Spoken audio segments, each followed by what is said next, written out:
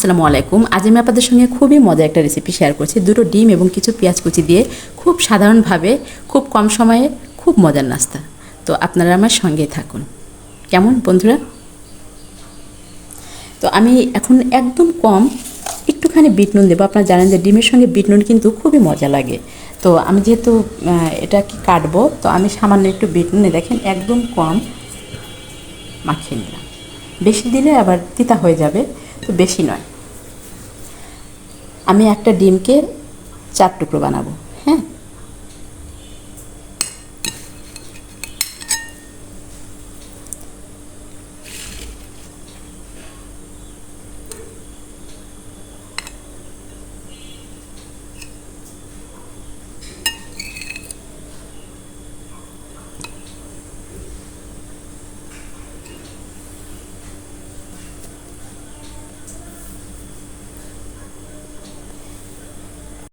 দেখুন বন্ধুরা, আমি ডিমটা কেটে নিয়েছি, এটা রেডি। আমি এখন পেঁয়াজ কুচিটা রেডি করে নিই। এবার আমি দিয়ে দেবো পেঁয়াজ কুচি। পেঁয়াজ কুচিটা বেশি দিব, পেঁয়াজ কুচি দিলে কিন্তু খেতে দারুণ লাগবে। তারপরে দিয়ে দেবো আমি মরিচ কুচি। এখন আমি দিয়ে দেবো হলুদের গুঁড়ো।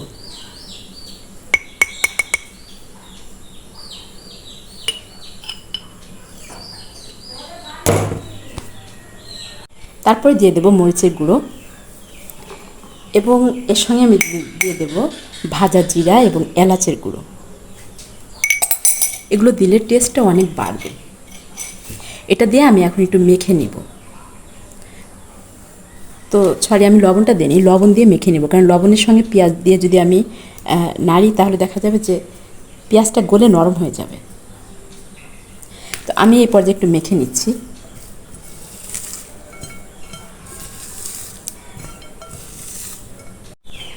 কি সুন্দর কালার হয়েছে দেখুন। আর আমি যদি একটু মেখে রেখে দিই 5-6 মিনিট, তাহলে এই পেঁয়াজ এবং লবণ থেকে কিন্তু একটা রস ছাড়বে।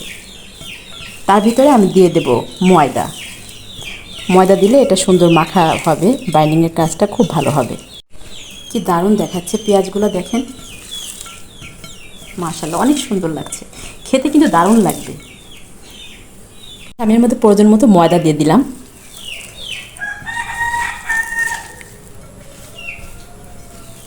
তো আমি এটা মেখে রেডি করি, তারপরে আমি এর ভিতরে ডিমগুলো দিয়ে সুন্দর শেপ করে নেব।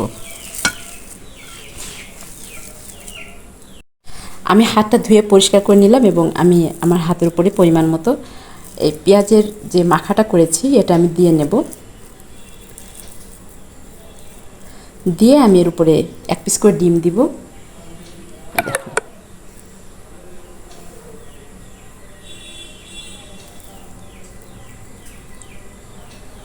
ডিমটা দিয়ে দিলাম। এখন আমি এর উপর দিয়ে এভাবে সুন্দর করে দিয়ে দেব।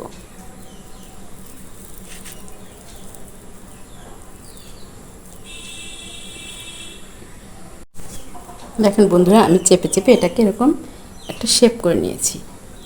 এটা ভাজলে যা লাগবে না,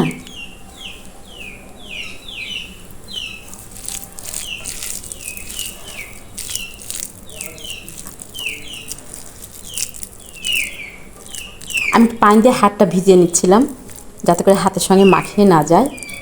এরকম করে নিলাম। তারপরে আমি এর উপরে 1 টুকরো ডিম দিয়ে দিলাম। কেমন?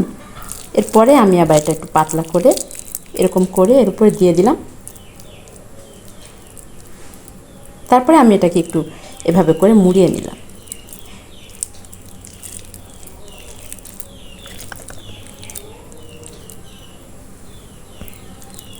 এভাবে আমি বাকিগুলো করে নিব।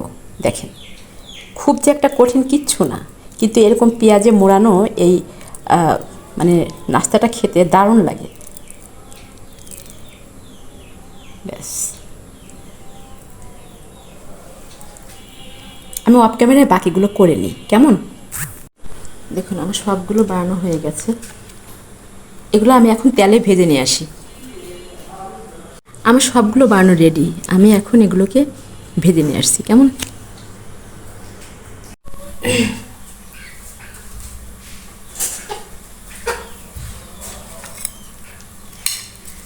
তেলটা দেখতে পাচ্ছেন খুব হিট হয়ে গেছে, আমি এখন এগুলোকে দিয়ে দিচ্ছি।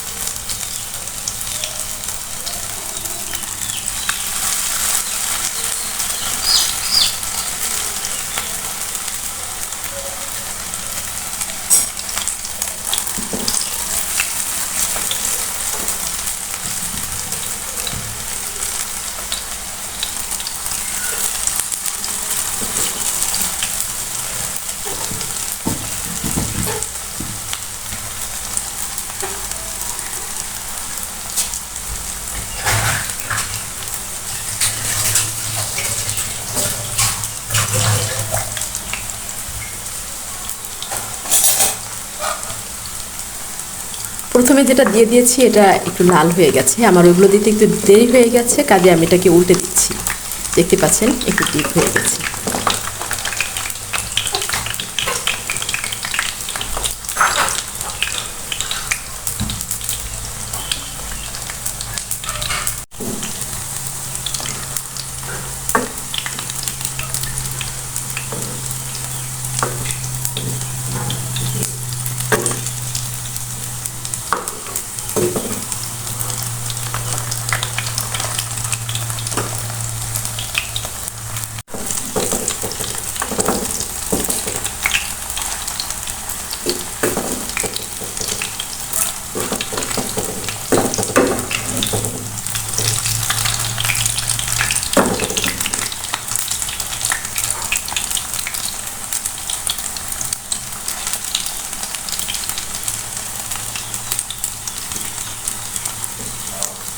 দেখতে পাচ্ছেন সবগুলোকে একটু উল্টে দিচ্ছি, এবার নেড়েচে আমি এটাকে ফ্রাই করে নিচ্ছি।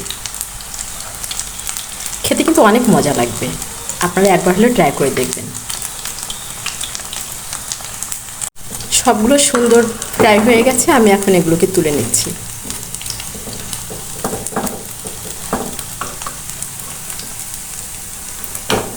দেখেন কালারটা সুন্দর আসছে।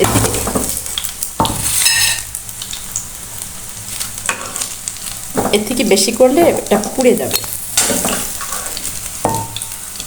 তো দারুণ হয়েছে বন্ধুরা, আপনারা অবশ্যই ট্রাই করবেন কেমন, আর আমাকে কমেন্টে জানাবেন।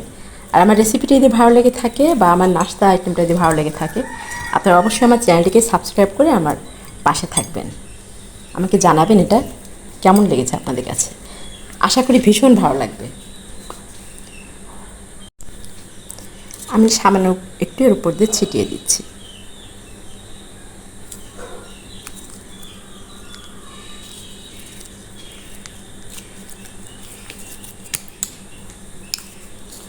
ভীষণ ভালো লাগবে এরকম খেলে না, টমেটো সস দিয়ে খেলে দারুণ লাগবে বন্ধুরা।